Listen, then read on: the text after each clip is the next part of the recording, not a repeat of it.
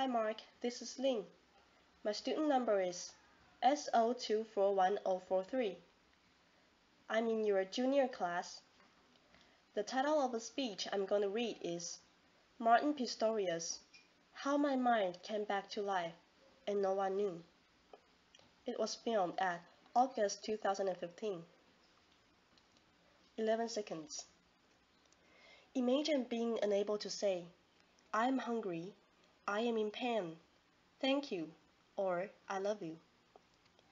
Being trapped inside your body, a body that doesn't respond to commands. Surrounded by people, yet utterly alone. Wishing you could reach out, to connect, to comfort, to participate. For 13 long years, that was my reality. 38 seconds. Most of us never think twice about talking, about communicating. I've thought a lot about it. I've had a lot of time to think. 48 seconds.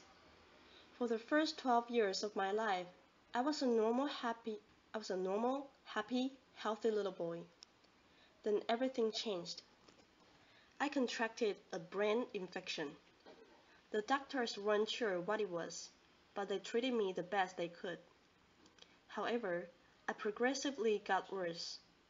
Eventually, I lost my ability to control my movements, make eye contact, and finally, my ability to speak. 1 minute, 16 seconds. While in hospital, I desperately wanted to go home.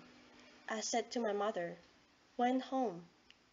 Those were the last words I ever spoke with my own voice.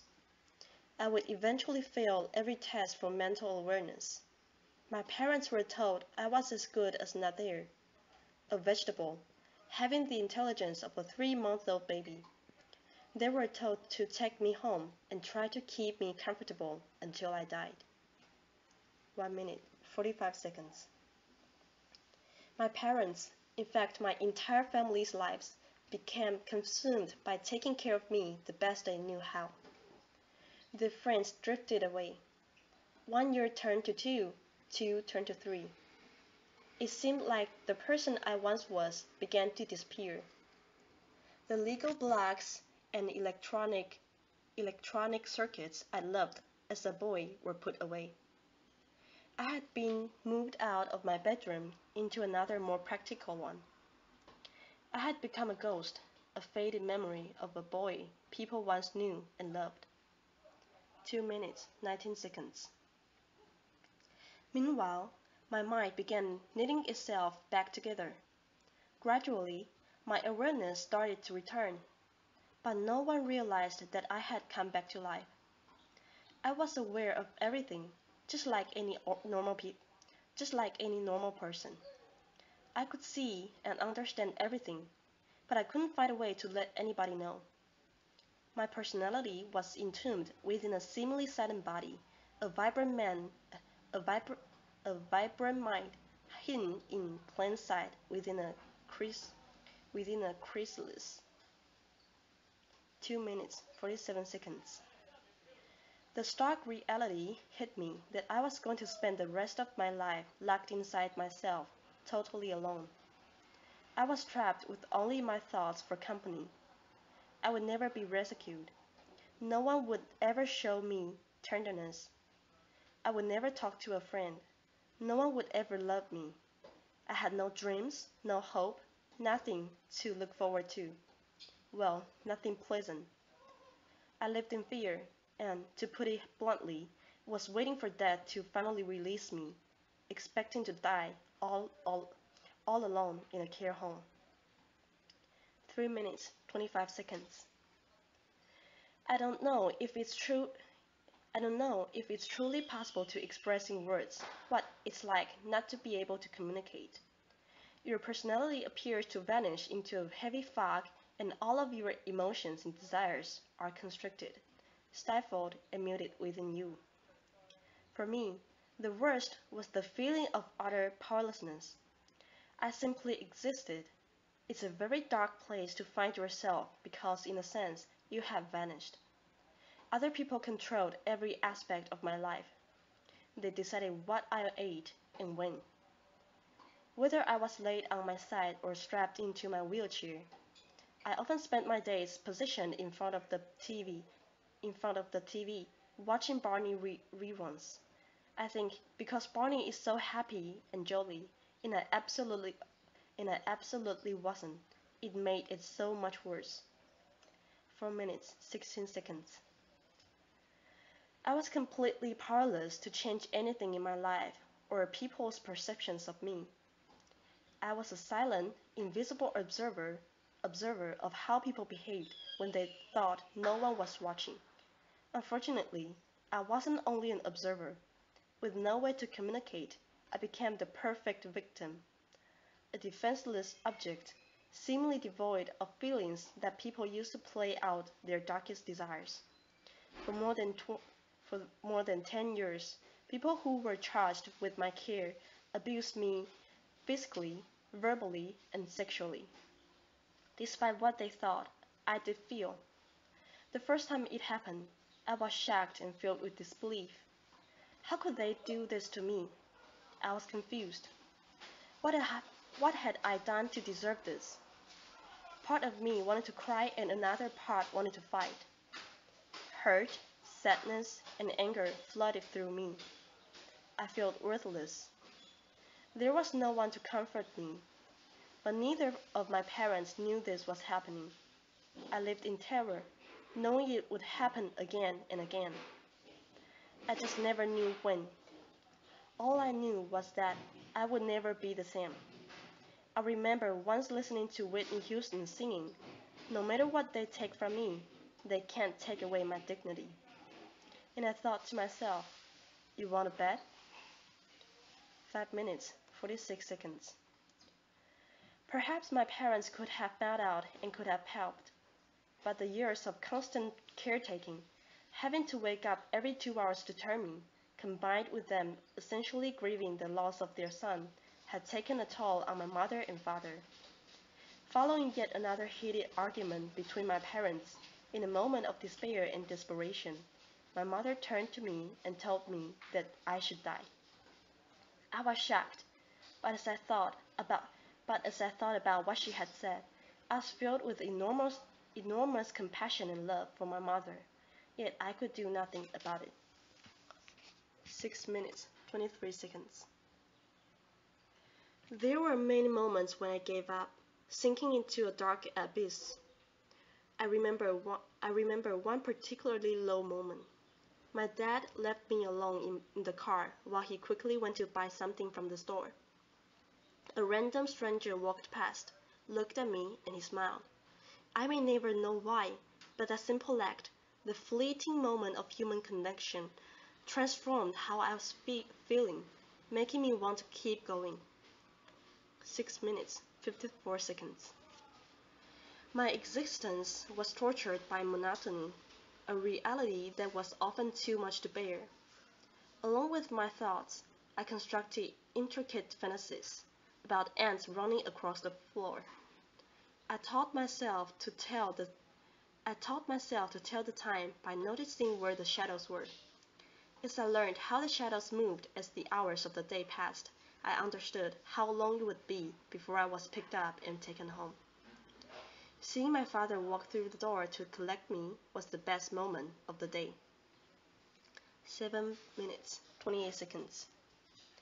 My mind became a tool that I could use to either close down to retreat from my reality or enlarge into a gigantic space that I could fill with fantasies. I hoped that my reality would change and someone would see that I had come back to life. But I had been washed away like a sand castle, built too close to the waves, and in my place was the person people expected me to be. To some, I was Martin, a vacant shell, the vegetable, deserving of harsh words, dismissal, and even abuse. To others, I was the tragically brain-damaged boy who had grown to become a man, someone they were kind to and cared for. Good or bad, I was a blank canvas onto which different versions of myself were projected. 8 minutes, 16 seconds. It took someone new to see me in a different way. An aromatherapist began coming to the care home about once a week. Whether through intuition or her attention to details that others failed to notice, she became convinced that I could understand what was being said. She urged my parents to have me tested by experts in augmentative and alternative communication. And within a year, I was beginning to use a computer program to communicate. It was exhilarating, but frustrating at times. I had so many words in my mind that I couldn't wait to be able to share them.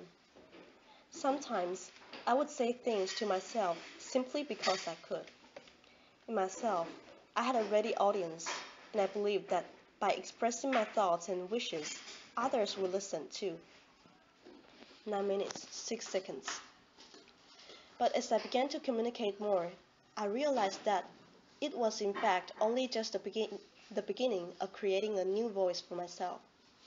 I was thrust into a world I didn't quite know how to function in. I stopped going to the care home and managed to get my first job making photocopies. As simple as this may sound, it was amazing. My new world was really exciting but often quite overwhelming and frightening. I was like a man-child, and as liberating as it often was, I struggled.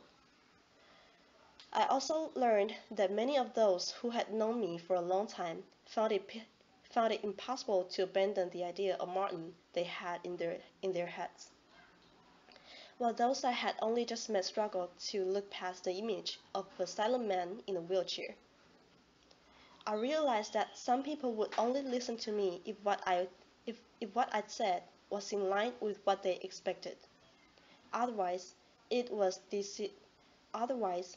disregarded, and they did what they felt was best. 10 minutes, 3 seconds. I discovered that true communication is about more than merely physically conveying a message. It is about getting the message heard and respected. Still, things were going well. My body was slowly getting stronger. I had a job in computing that I loved, and had even got Kojak, the dog I had been dreaming about for years.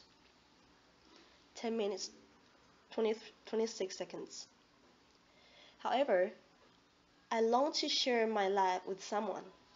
I remember staring out the window as my dad drove me home from work, thinking I have so much love inside of me and nobody to give it to. Just as I had resigned myself to being single for the rest of my life, I met Joan. Not only is she the best thing that has ever happened to me, but Joan helped me to challenge my own misconceptions about myself. Joan said it was through my words that she fell in love with me. However, after all I had been through, I still couldn't shake the belief that nobody could truly see beyond my disability and accept me for who I am. 11 minutes, 9 seconds. I also really struggled to comprehend that I was a man. The first time someone referred to me as a man, it stopped me in my tracks. I feel like looking around and asking, who? Me? That all changed with John. We have an amazing connection, and I learned how important it is to communicate openly and honestly. I felt safe, and it gave me the confidence to truly say what I thought. I started to feel whole again, a man worthy of love. 11 minutes, 40 seconds. I began to reshape my destiny. I spoke up a little more at work. I asserted my need for independence to the people around me. Being given a means of communication changed everything. I used the power of words and will to challenge. I used the power of words and will to challenge the preconceptions of those around me and those I had of myself. 12 minutes, 1 second. Communication is what makes us human, enabling us to communicate, to connect on the deepest level with those around us, telling our own stories, expressing wants, needs, and desires, or hearing those of others by really listening. All this is how the world knows who we are. So who are we without it? 12 minutes, 23 seconds. True communication increases understanding and creates a more caring and compassionate world. Once, I was perceived inanimate to be an inanimate object, a mindless phantom of a boy in a wheelchair. Today, I am so much more. A husband, a son, a friend, a brother, a business owner, a first-class honors graduate, a keen amateur photographer. It is my ability to communicate that has given me all this. 12 minutes, 53 seconds. We are told that actions speak louder than words, but I wonder, do they? Our words, however we communicate them, are just as powerful. Whether we speak the words with our own voices, type them with our eyes, or communicate them non-verbally to someone who speaks them for us, words are among us. Words are among our most powerful tools. 13 minutes, 19 seconds. I have come to you through a terrible darkness, pulled from it by caring souls and by language itself. The act of you listening to me today brings me farther into the light. We are shining here together. If there is one most difficult obstacle to my way of communicating, it is that sometimes I want to shout and other times simply to whisper a word of love or gratitude. It all sounds the same.